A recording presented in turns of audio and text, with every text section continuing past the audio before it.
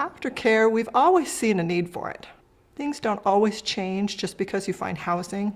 We thought when we moved in everything was going to be perfect, there wasn't going to be a problem. Well, no, it's not like that, but they help you through that. It's not like, oh, you're in a place, that's it, we don't want nothing more to do with you.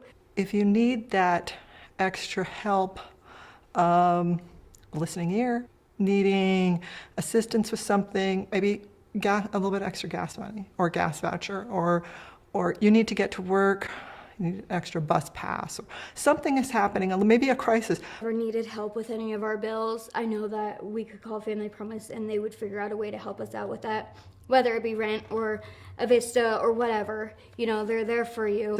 But now we're looking at it and more forward thinking we're trying to help people more strategically and seeing, are they still in the housing? How are they doing? Maybe these we call them kind of like wellness checks.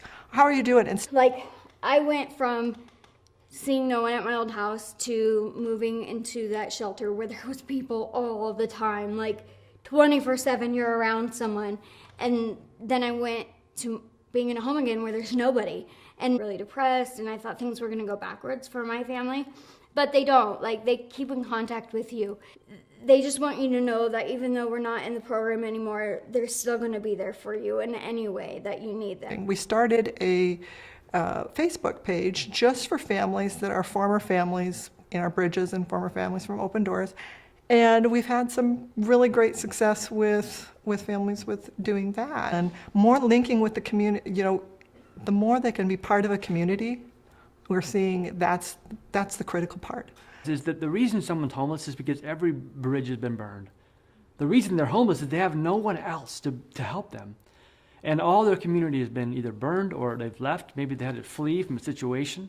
And so what we want to do is reestablish that community, rebuild those bridges. We're trying to make sure that they build those connections back with the community, with us, with other families that have been through some of that they've been through, so they can all kind of build each other up and also help each other.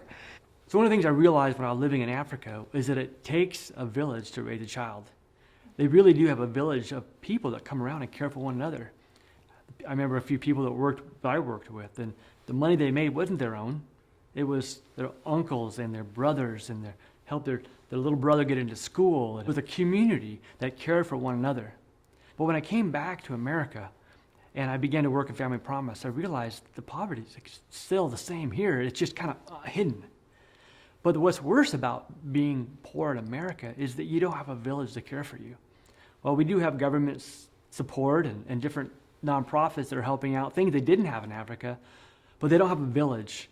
And so as we began to think about this program and we started seeing families get into homes, we realized what we need is a village to really care about these families once they get in homes.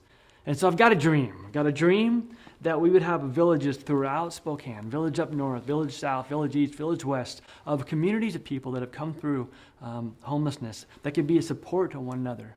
And not just the former homeless families, but mentors and businesses that would come together and they'd be able to support one another. Our goal before 2018 is that 50% of every family that comes out of our program will be connected to community sometime before they leave our house. Try to create some mentors, people that can come in and just be able to walk with life. And so by the time they leave the shelter, we want to have a situation set up, our village, for them, literally and